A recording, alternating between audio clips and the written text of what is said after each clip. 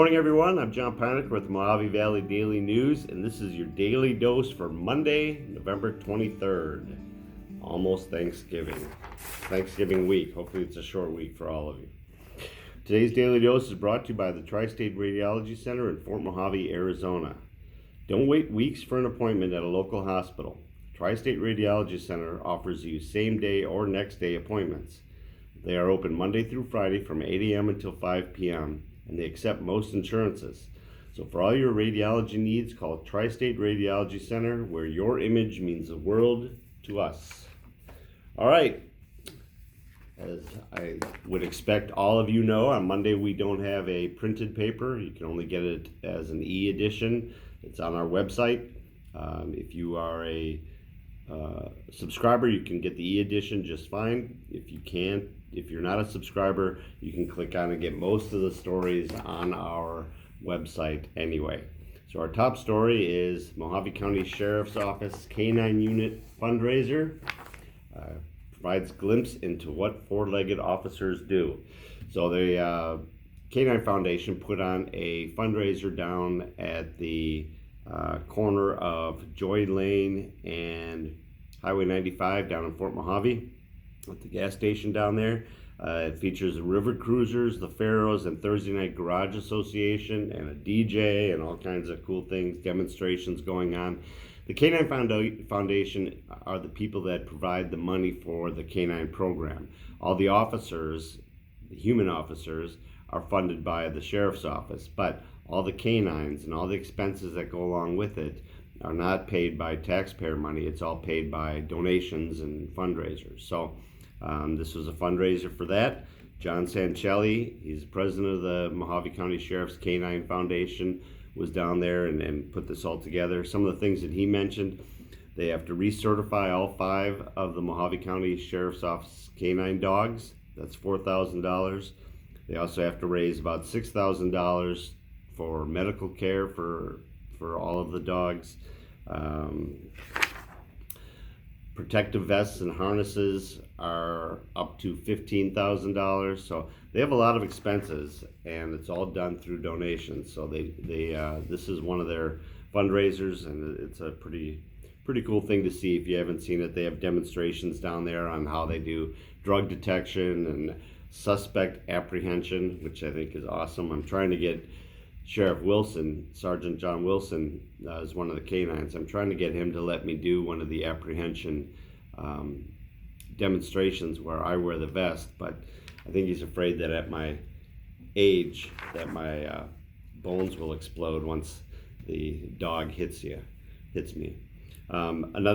You can contact Sancelli, John Sancelli. He's the president of the K-9 Foundation. If you want to donate, its number is 651-270-0920.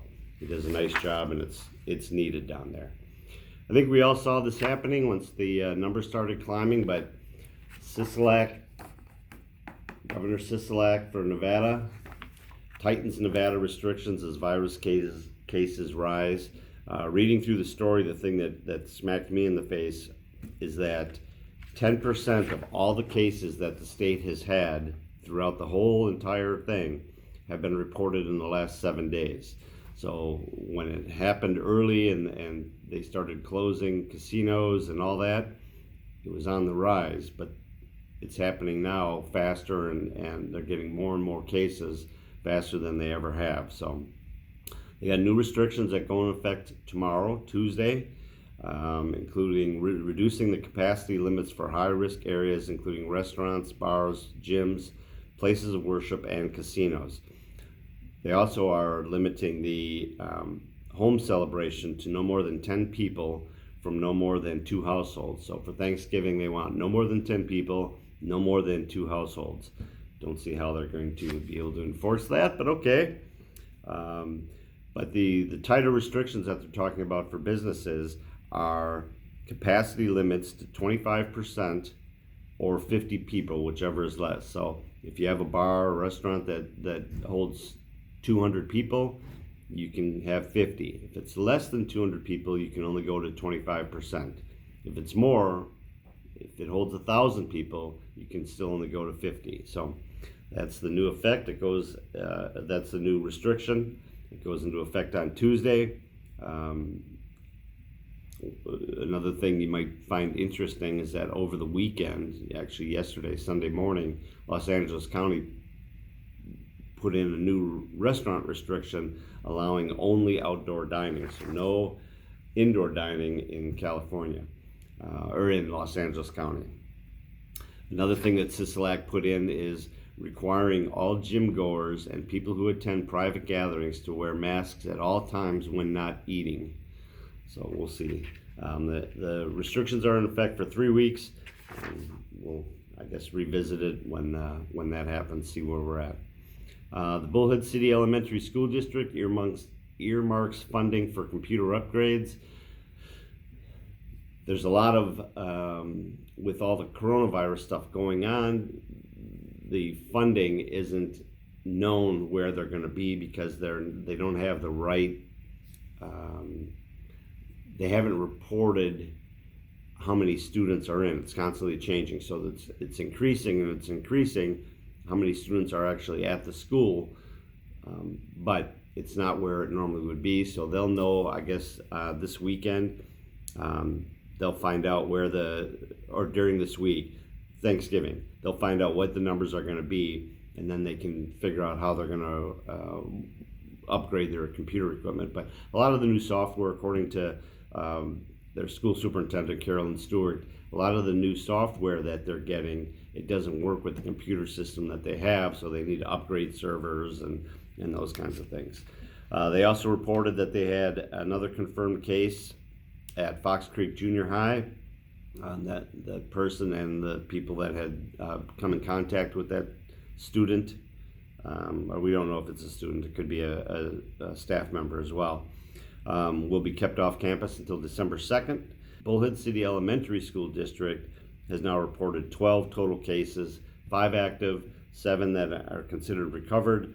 The Colorado River Union High School District has reported 8 cases with 6 active and 2 recovered. So that is that. River Valley Dust Devils football team, their season came to an end Friday night. They lost to Phoenix Christian just a week after beating them. They beat them last Friday by 2 points.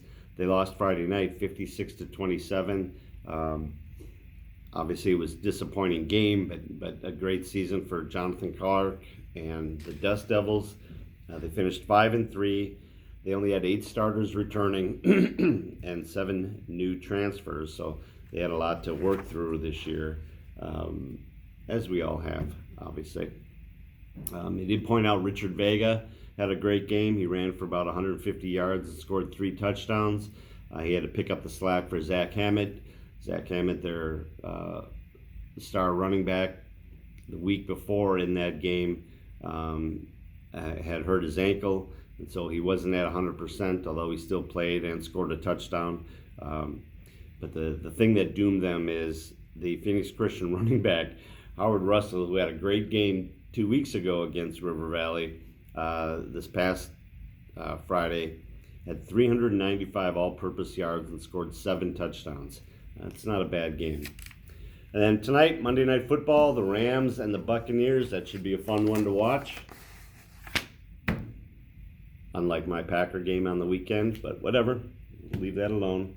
But weather this week, starting to get chilly again. The warmest day all week is supposed to be today. The rest of the week it's supposed to get up, maybe up to 70, but typically around 69 or so. All right, that's a daily dose for Monday. Hope everyone has a great shortened week. It's brought to you by the Tri-State Radiology Center. Offers same or next day appointments, and they accept most insurances, including Medi-Cal. They have a wide open MRI and offer digital x-rays with your reports ready in 24 hours. So call today for an appointment at 928-460-7226. Remember, the Daily Dose and Valley Voices are available to stream on the Anchor app, Spotify, Google Podcasts, Apple Podcasts, and more. We have a whole list of them in the description below. If you're not subscribed to our YouTube channel, I think it's right about here. There's a little subscribe button. Click on that. And then right next to it is a bell, and an alarm bell. That's how I got to remember it now. click on that, and then it'll give you push notifications whenever one of our videos come up. So we're doing a lot more videos now with the Daily Dose. We have a weekly interview, Valley Voices. This week it will be with Ava Smith from the Band Together, Stick Together educators group. So you'll hear some of the things that she's going through out there as a teacher. And then we also have our Athletes of the Week videos, our Athlete of the Month video, our Educator of the Month videos. So we're doing more and more. Please click on there and subscribe to our channel. All right, everyone, have a great week, and I will see you tomorrow.